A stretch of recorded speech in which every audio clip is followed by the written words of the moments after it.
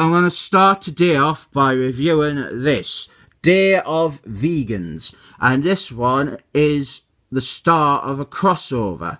And I actually own the whole crossover in single issues. But I don't really like the crossover, and my problem with it is it takes the Speck Tree, one of my favourite DC heroes, and he is the baddie in it. So I really only have it for completionist's sake. But the good thing is, since I own every issue of it, there is one day in the far off future when you will be able to say that I maybe have reviewed every single issue that is attached to the Day of the Vegans crossover. We start off this one with a mental institution, and this woman, she is in the mental institution, and she definitely is mental because she's having conversations with herself, like the voices in her head and stuff. And then she transforms into this black and white woman thing, and then she breaks out of the asylum, and that is the first 6 pages of the comic. And at no point are we told who she is or who she's meant to be, and we don't see her again in this issue. So effectively you have just wasted 6 pages of this story.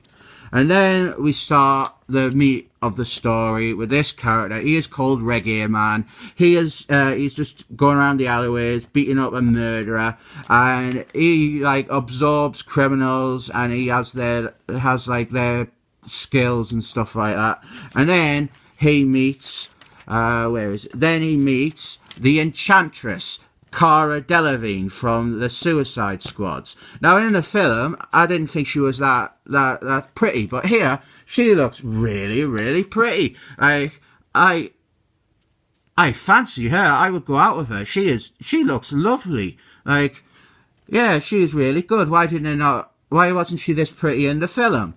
And then they go to the, then we see the Speck Tree. He is fighting this old man, and they're watching it, and you've got to turn the comic sideways to see it, and I love it when comics do that. It's the best.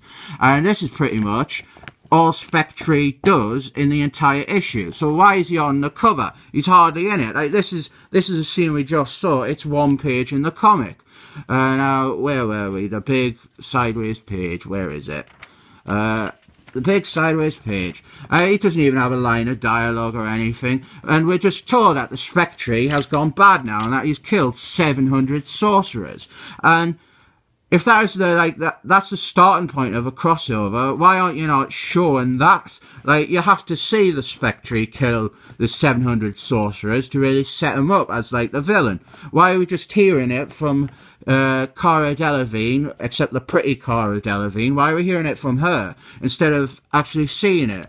Like, show, don't tell, that is what they say. Then they go to this bar where all the magic people are, and you've got all your favourite magic characters here, like, there is Dead Boy, there is the Animal Man, they're all there. And then we meet Detective Chimp, who is the best character in the DC universe, after the Creeper, of course. And what's happened is, the Spectre, he has turned the Phantom Stranger into a little mouse, so we know things have gone bad. And then they're kind of like Detective Chimp and Cara Delevingne, pretty Cara Delevingne though, and Reggae Man, they decide that they're going to have to team up to stop the Speck Tree from killing all the magic people. Meanwhile, there is Shazam, because he is called Shazam. He is the wizard that gives Captain Marbles his powers. Now, some people, some idiots, they call this character Shazam, but that is stupid because that is the wizard's name. And when he says Shazam, he transforms into Captain Marbles. So if you call him Shazam, he would never be able to refer to himself in the third person without transforming back into Billy Batson or back into Captain Marbles. So the idea he is called Shazam is stupid. Anyway, the wizard Shazam, he sees that the Spectre, he's up to no good, and Captain Marbles, the real one, Billy Batson, he says, oh, it's okay, I will go and I will fight the Spectre. And that is the end of the comic. And the thing is, not a great deal is really accomplished in this comic. Probably because the first 6 pages are wasted setting up Eclipso without actually setting her up very well, because her name isn't said at any point. And then we've got more set up with a good 3 or 4 pages all about Reggae Man.